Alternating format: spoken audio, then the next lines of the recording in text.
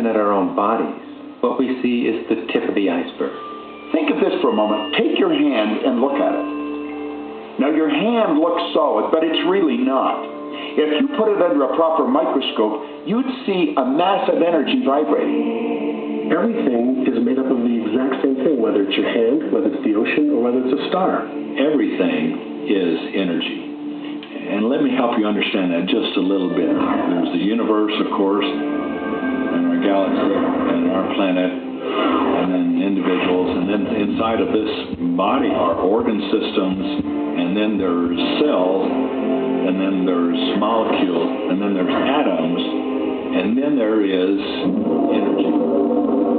So there are a lot of levels to talk about something on, but everything in the universe is energy. I don't care what city you're living in, you've got enough power in your body, potential power, to illuminate the whole city for nearly a week.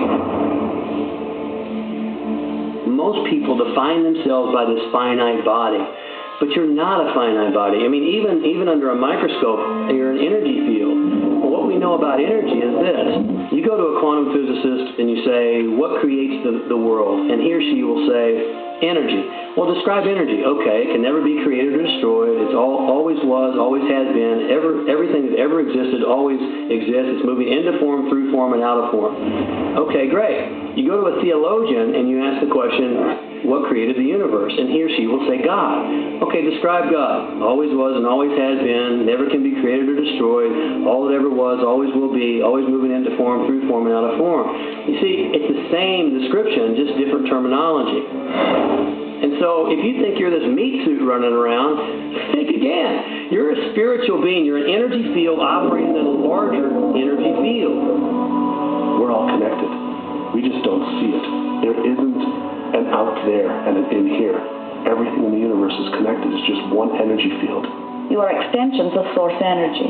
You are here in these magnificent bodies, but your bodies have distracted you, for the most part, from who you really are.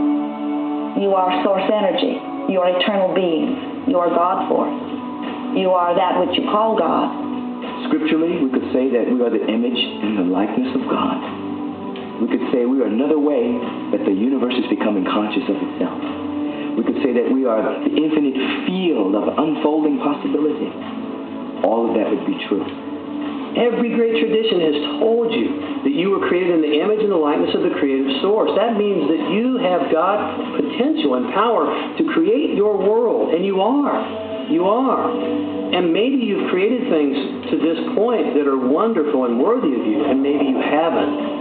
The question I'd ask you to consider is, do the results you have in your life, are they what you really want? And are they worthy of you? If they're not worthy of you, then when would now be the right time to change those?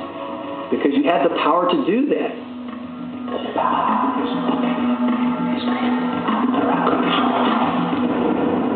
You know, a lot of people feel like they're victims in life, and they'll often point to past events, perhaps growing up with an abusive parent or in a dysfunctional family.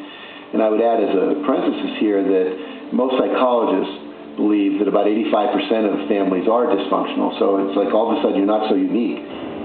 My parents were alcoholics. My dad abused me. My mother divorced him when I was 6. From the age of 13 to 18, I was involved in street gangs. I had a severe motorcycle accident. I was homeless at one point in Dallas. I lived in poverty for 15 years in Houston. When I was a child, I had learning difficulties, and I was considered learning disabled, and I was told I would never read, write, or communicate, never amount to anything, not go very far in life. I mean, that's almost everybody's story in some form or not. So that's just called so what. The real what is, what are you going to do now? What do you choose now? Because you can either keep focusing on that or you can focus on what you want. And when people start focusing on what they want, what they don't want falls away. And that part expands and the other part disappears. We are wanting you to come to the place where you're beginning to offer your thought deliberately, where you're guiding your thoughts on purpose, where you are the creator of your own experience because you are the manager of your own thoughts. The beautiful thing about the law of attraction is that you can begin where you are, and you can begin to think, real thinking, and you can begin to generate within yourself a feeling tone of harmony and happiness the law will begin to respond to that. So now you start to have different beliefs, like there is more than enough in the universe. Or you have the belief that everything goes right for me. Or you have the belief that I'm not getting older, I'm getting younger. We can create it the way we want it by using the law of attraction. And you can break yourself free from your hereditary patterns, cultural codes, social beliefs, and prove once and for all that the power within you is greater than the power that's in the world. Some of you may be thinking, well, that's very nice, but I can't do that, or she won't let me do that, or he'll never let me do that, or I haven't got enough money to do that, or I'm not strong enough to do that, or I'm not rich enough to do that, I'm not. Every single I'm not is a creation. When you can